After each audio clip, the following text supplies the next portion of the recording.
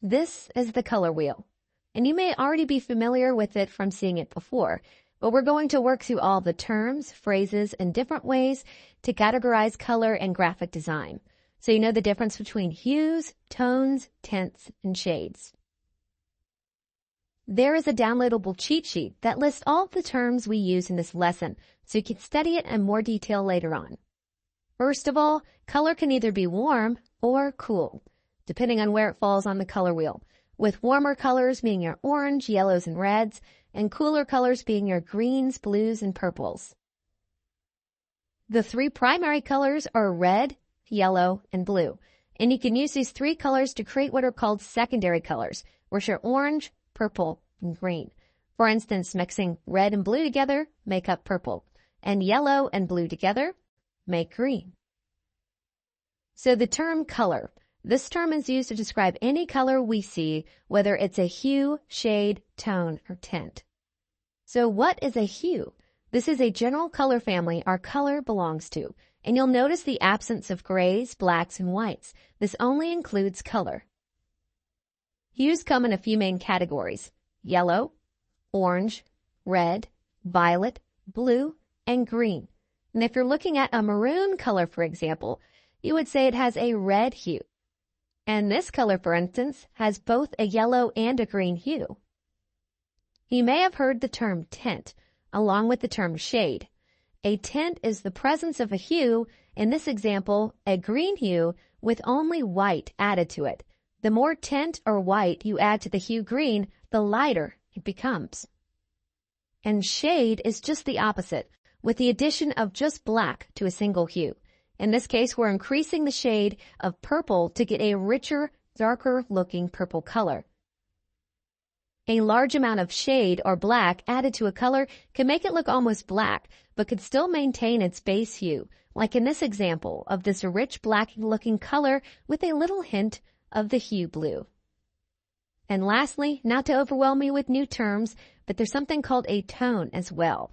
A tone is the same thing as a tint or a shade, but it's with any hue and the color gray added to it. As graphic designers, color harmony is what we can really find useful for helping us find color combinations that work well for our designs. Now that we know what tints, shades, and tones and hues are, we can talk a little bit more in detail about how to create different color harmonies.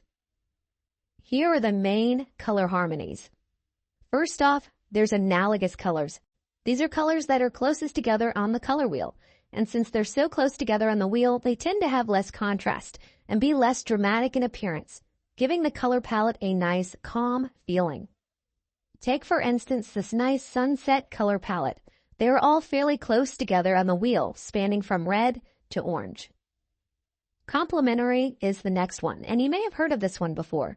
These hues exist on the opposite side of the color wheel, and these colors have the highest amount of contrast to each other, making it tricky to use at times.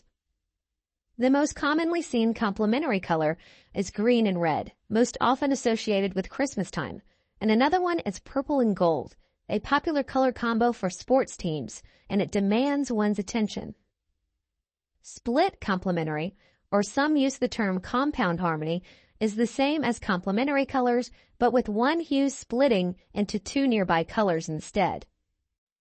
What this does is make one color less dramatic, giving you an easier color palette to work with a little bit less contrast than pure complementary colors. The next color harmony we're going to review is monochromatic. Monochromatic colors are a single hue on the color wheel, but contain different shades and tints of that same hue. Tints and shades are the addition of white and black to a hue or base color. In this case, we can see monochromatic color palette for a hue of the color blue. And notice how some of the colors are darker with the addition of black, and others add a wider, lighter color to the blue. Monochromatic colors work really well because of this, and they all contain just one hue or base color. And that means this is a very flexible color harmony, as you don't have to worry about multiple color hues. Next up is the Triad Harmony. This harmony contains three colors that are evenly spaced around the color wheel. This is the most vibrant, strong color harmony of the bunch, and it can be tough to use if all three colors compete with each other. I find this vibrant color option, or color harmony, more useful for designs that need a more youthful, energetic option, like a children's event. And not all three colors with this harmony have to be pure hues. You can add a little bit of shade, which is black, or tint, which is white, or tone, which is gray, to one or two of these colors to tone it down, and to make the colors a little less vibrant. The key to this color harmony is to let one or two colors lead the way and make the third color less strong. When choosing colors for a brand, logo, or design, finding out which color harmony works best is a great way to get started. And there's a great website called color.adobe.com, which has been featured throughout this lesson. And it's a free place to try to find out what color harmony might be right for your next project. You can explore different color trends, and you also have the ability to upload a photo and find the perfect color palette by using that photo as an inspiration.